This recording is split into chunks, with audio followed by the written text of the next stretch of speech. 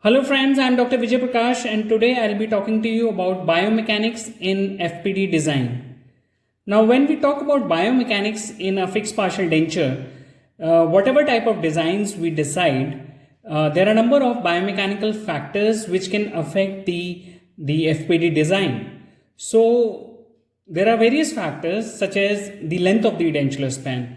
Now if we talk about the length of the edentulous span, we know that the longer the span will be, the greater the forces will be there on the abutment teeth. That is the reason why we should prefer a short span fixed partial denture. And another thing which we have to know is the length of the span also influences how many teeth will be there in order to support it. Here we can take the Anti's law as the guide to decide how many abutment teeth will be used in that particular situation to support the fixed partial dentures. Now, longer span fixed partial denture, as we know that there will be harmful torquing and leveraging forces on them. This will result in flexion of the fixed partial denture. Now, what is flexion? Flexion is basically the bending stress on the fixed partial denture on the occlusal load. So greater the length, greater will be the bending on the fixed partial denture and greater will be the stress on the abutment teeth. Like if we say we have a formula for flexion of FPD, it is flexion of FPD is directly proportional to the cube of length and is inversely proportional to the cube of occlusogingival height of the pontic. So if we see in this type of case which we see in the figure, you have a short span bridge where you are having a single missing tooth. So with single pontic, the amount of flexion which you see is X with the force F on the fixed partial denture. Now suppose if there are two teeth which are missing, so the flexion in such a case would be greater, we know that, and it would be 8x, that is 3 times than the single tooth which was missing. Similarly, if three teeth are missing, so that you have 3 pontics, then the flexion will be 27x. So that is a greater amount of flexion on the FPD, and this will be leading to harmful leveraging forces on the abutment teeth. So in order to counter this, we need to have extra abutments in order to support the fixed partial denture. Now another factor is the occlusogingival height of the pontic. As I said, that the flexion or bending of fixed partial denture is inversely proportional to the cube of occlusogingival height of the pontic. So if we see, if the occlusogingival height in this case of the pontic is X, that is this length suppose is X, that is the occlusogingival height of the pontic, and in a design suppose we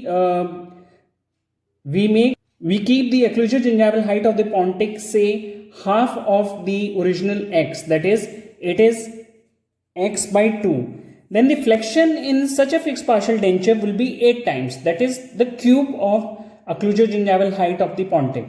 So that is how biomechanics influences the design of the fixed partial dentures. Now how to minimize this flexion? This can be minimized by making the prosthesis with a material which is having high rigidity, that is which is having high modulus of elasticity. Say for example by using base metal alloys such as nickel chromium alloy, which is very commonly used for making fixed partial dentures. So with that we can reduce the amount of flexion. At the same time it can be minimized by selecting the pontic design which is having a greater occlusogingival height. So this will also be useful in reducing the amount of flexion on the fixed partial dentures. Also, if we have a situation where we are having the crown root ratio which is less or which is unfavorable, that can be compensated by using greater number of abutment teeth. So if we use a double abutment or 3 abutments, that will reduce the amount of load on each abutment. So this would be the primary abutment, these would be the primary abutments. Any abutment which is taken apart from these are the secondary abutments, and these secondary abutments should have as much surface area and favorable crown root ratio as the primary abutment, and it should also have retainers which are retentive as primary abutment in order to bear the functional stresses. Now next biomechanical factor is the direction of forces acting on the FPD. Now we know that the forces which are acting on fixed partial dentures are different in magnitude and direction as compared to a single tooth restorations. So the greater the span we have talked about, the larger will be the forces on the abutment teeth. Usually what we see is if in a single tooth restoration, the dislodging forces which act in the opposite direction usually act in a buccolingual direction, whereas in fixed partial denture, these dislodging forces they act in a mesiodistal direction. And also there is one thing to note, that all fixed partial dentures, irrespective of whatever type of Pontic or whatever type of material you are fabricating it with, they show flexion to some extent. Now in order to reduce these amount of dislodging forces, what we can do, we can provide grooves in the abutment teeth, and these grooves can be given on the prepared tooth, which you can see here. Like these grooves can be made, and they should be parallel. They should maintain parallelism. At the same time, these grooves will resist the rotation of the prosthesis, and will also increase the structural durability and resistance form. Another biomechanical factor of importance is the arch curvature.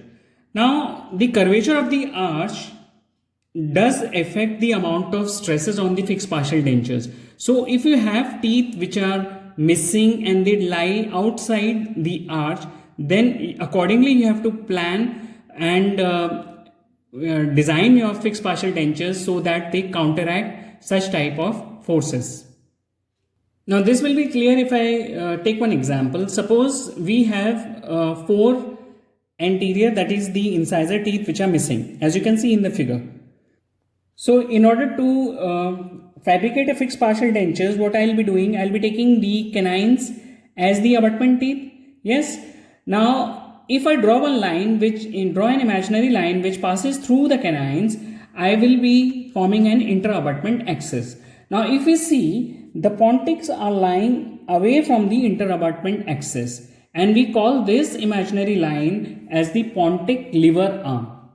So what we are going to do, so in such a situation what we see, that there will be more forces, especially the rotatory type of forces on these canines. In order to counter these forces on these abutment teeth, we will require a secondary abutment. So if we take the first premolars as the secondary abutment, then the imaginary line which passes through the secondary abutment is called as the secondary abutment, and this line is called the secondary intra-abutment axis. And the above line which passes through the canines is called the primary intra-abutment axis. Now the distance between the primary intra-abutment axis and the pontic lever arm, suppose we keep it as x, and the distance between the primary intra-abutment axis and the secondary intra-abutment axis as y. Now in order to have a good mechanical advantage, in order to reduce the amount of stresses on the fixed partial dentures, what we need to give, we need to have x is equal to y. So what we need to plan is, we have to keep this distance same in order to have the best mechanical advantage. So the role of secondary abutment is they are opposite to the lever arm, in which you have the pontic lever arm. So that is kind of balancing the amount of forces and reducing the amount of forces on the primary abutment, that is the canine teeth. So this is all you need to keep in mind when you are planning for fixed partial dentures. Now another biomechanical factor is the number of abutment teeth. Now greater the number of abutment teeth, lesser will be the stress on the fixed partial dentures. So the position, how we decide whether we have to take an additional abutment teeth or no, That is because of the length of the edentulous span, the position where the edentulous span is located, the position of the abutment teeth, and whether they are in the anterior segment or in the posterior. Now we have to also keep in mind that there is facial-lingual movement of the teeth. So, and that is more on the in the anterior region and less in the posterior region. So, if you have, suppose you are taking posterior teeth as an abutment teeth, that is much better in comparison to anterior teeth, because the movement is greater in the anterior region than in the posterior region. Also, the periodontal health of the abutment teeth will also determine how many abutment teeth which we require, and the amount of bone loss around the abutment teeth. That will also determine what will be the number of abutment teeth in order to support the fixed partial dentures. So these are all the factors, biomechanical factors, which can influence the FPD design. So this is all about this presentation. Thank you for watching the video.